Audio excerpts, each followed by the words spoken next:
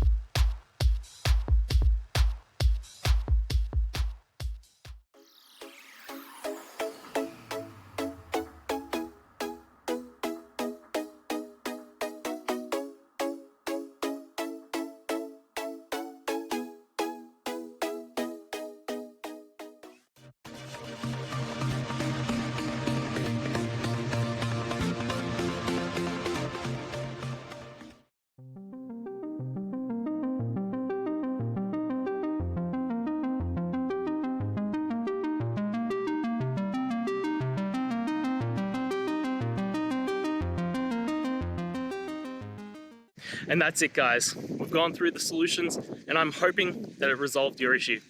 If it did, please hit the subscribe button. I'd really appreciate it. And until next time, I hope you have a good one. Cheers.